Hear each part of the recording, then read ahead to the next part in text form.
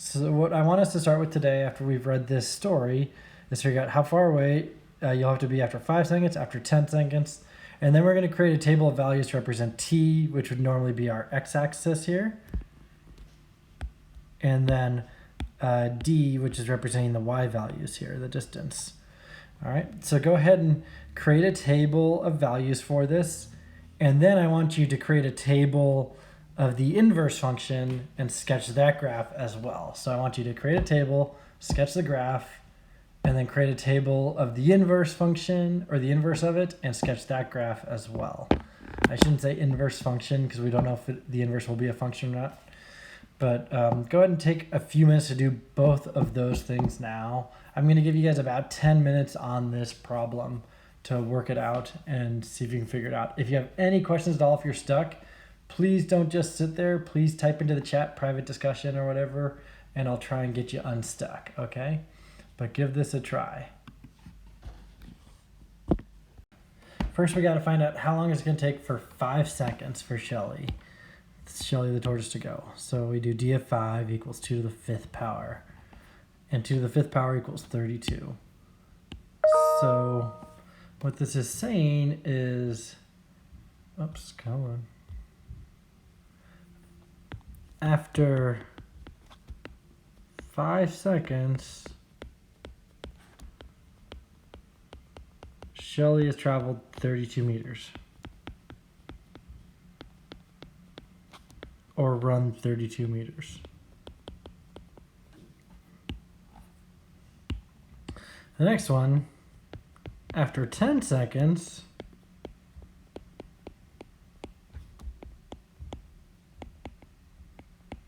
Shelly has run 1,024 meters. All right. So that's what we kind of end up with there. Now, just for my table purposes, I did time of 0, 1, 2, 3, 4, and 5. And then I created a scale to appropriately draw all 6 of those points. So I counted by 4s on the y-axis, 4, 8, 12, 16, but I only labeled every other one. And I counted by 1s on my x-axis to represent each second. Okay. And as we can see, the arrow goes up pretty dang fast. If I went to 6 seconds here, I would get 64, so it would be like way up here on my graph. So way off my graph by that point. So Shelly's going pretty fast, booking it, in fact. Anybody here, anybody run track or cross country? Anyone a runner here in my class? Just curious.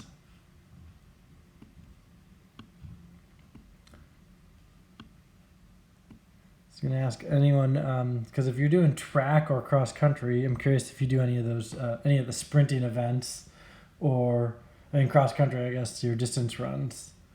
Because you know how far 1,000 meters is, you have a pretty good idea if you're a distance runner. All right. Well, anyway, Usain Bolt, we know he's the world's fastest sprinter. He holds the world record for the 100-meter run.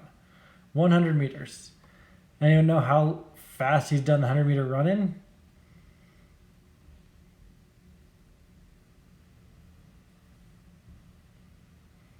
So he did the 100-meter run in 9.58 seconds.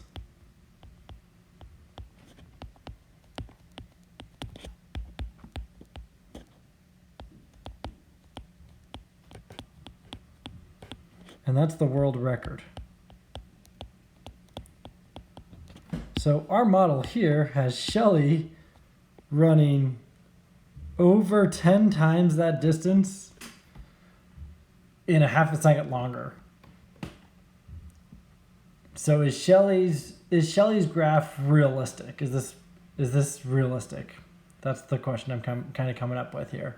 No. Not even close, right?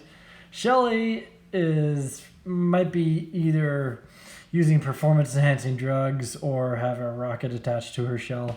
She's not very realistic here, right? Usain Bolt, 100 meters, 9.58 seconds. This is over 10 times that speed. She grew legs. Yes, exactly. She's got turbo speed going on. Yeah. Anyway, so that's just one thing to keep in mind. This is what's called an exponential model. Exponential is when we have a variable for an exponent. Okay.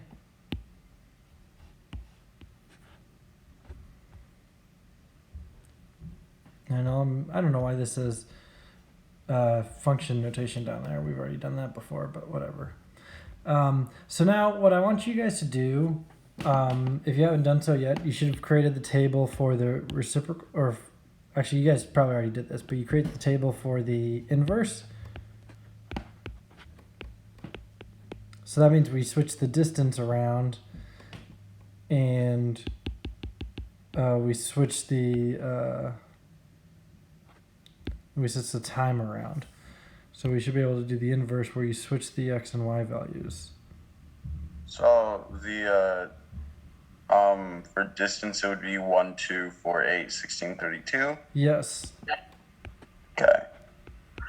It's kind of weird because what happens when we do the inverse, this is what's kind of weird about it,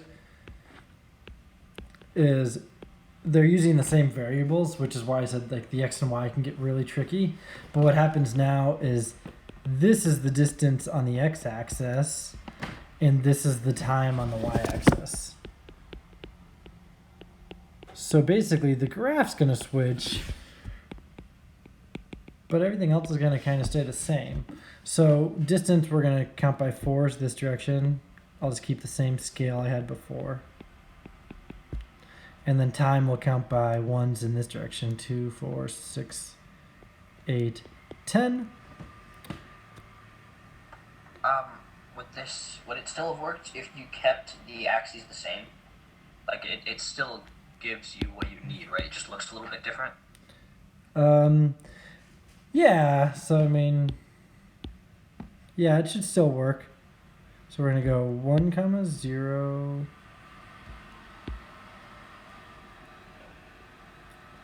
And then we're gonna go 2, 1,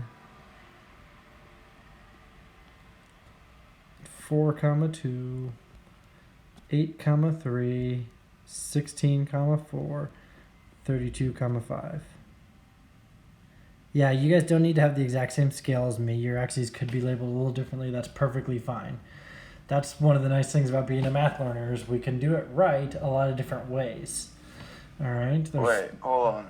Mm-hmm. So, Yep. Mr. Street. Yeah, what's up? What he was saying is like you just switch around the time values, so you can go from like. So for time, instead of 0, 1, 2, 3, 4, 5, it could go 5, 4, 3, 2, 1. Or what was he trying to say? No, what he's just trying to say is basically all that changes is the graph switches. So the y-axis on the top graph becomes the x-axis down here. The x-axis on the top graph becomes the y-axis down here. So the graph just switches, but the values stay the exact same. So notice the d is still the d, the t is still the t, but they've just switched their positions. The t is now the y values, the d is the x values.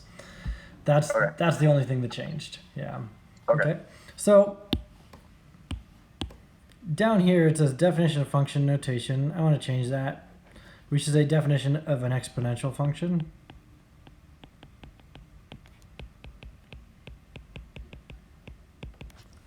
And what an exponential function is, it's a function with a variable for an exponent. Okay, one thing I did not ask you guys to do, but I want you guys to try right now, is let's take a look at this as y equals 2 to the x. I want you to write an inverse equation.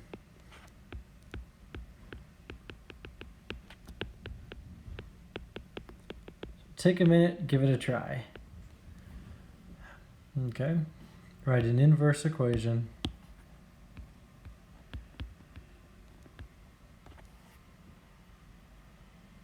So we should say x equals 2 to the y power.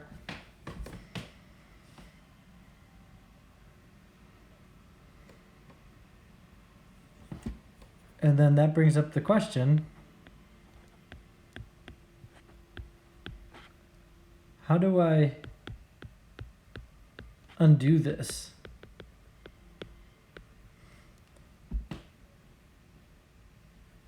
Because that's the tricky Can you part. just square root it? Or what do you... Hold on. So yeah, no, that's a great question, because the first thing that comes to mind for me is I want to do like a y root, because if it was y squared, I would do a square root to both sides. Here's the problem with that though.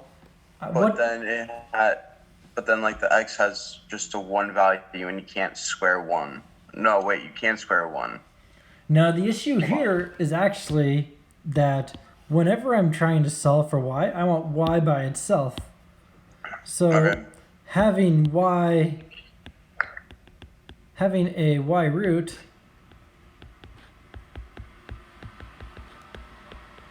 does not get y by itself. Yeah. If that makes sense. So that's what's kind of tricky about this particular problem. So we don't really have a method for finding the inverse of an exponential equation yet. But that's actually what Mod 2 is going to be about. We're going to start Mod 2 next week. We're actually wrapping up Mod 1. Today's our last day of new material on this. We're going to have a quiz on Monday to wrap up Mod 1. The quiz is going to cover graphing functions. It's all, and mostly quadratics, radicals, linears. That's what we've really focused on. And then it's also going to be covering composite functions, composition of functions, and inverse functions. That's what we should expect on our first quiz. We're going to do a review tomorrow to study for that quiz. Tomorrow is going to be a great day for you to ask questions, get help, prepare yourself for the quiz on Monday. Originally, I was planning to have the quiz on Friday this week, but because of the power outage last week, we had a day. Everything got pushed back a day, so that's kind of where we're at. Okay, but anyway, so quiz will be on Monday. That'll be our first quiz. That'll be going into the grade book, just so you are prepared. And that also means that homework assignments should be wrapped up on Monday. I'll be putting our first homework grade in the grade book on Monday as well. So you're going to get your first 2 scores of the semester. You're going to get homework and quiz. So that means if you only have 2 scores, what percentage of your total grade is the homework? If you only have 2 scores, what percentage of your total grade would be the homework for solving these exponential functions? But we will learn that in Module 2. Okay. Last thing here, function notation, just another example, practice these types of problems. F of 5, just practice plugging in, 3 times 5 minus 4. We're replacing the units. The second one, f of a plus b, 3 times a plus b minus 4. And then we're going to be solving, or I should say even simplify would probably be a little bit better of a word for what we're doing. After you replace the units for the first one, f of 5, you say 3 times 5 is 15. 15 minus 4 is 11. For the second one, f of a plus b, we can say 3 times a plus 3 times b minus 4. And we can't really simplify that anymore. There's no things to add or subtract. Okay. The last thing I want you guys to do today is try these 6 problems. Okay, and then we're going to jump onto our assignment, practicing more function notation, which we've done a few times now. And then I also have problem number 10 here, which is function notation on a graph specifically. All right, so start with these 6 problems, and then if you finish those, just jump straight into the assignment and start working on that. All right, we got about 30 minutes left. I'm going to go over these 6 problems in about 8 minutes, and then I'll dismiss you for the day. All right, but give me about 8 more minutes. I think that covers everything for today. Assignment number 8 is here. We've got 23 minutes. I give you this time in class on purpose to, again, get your assignments done. Ask me questions. I'm on the Zoom call until 11. And make sure you're getting 50% of your grade on these homework assignments. Just do it. All right.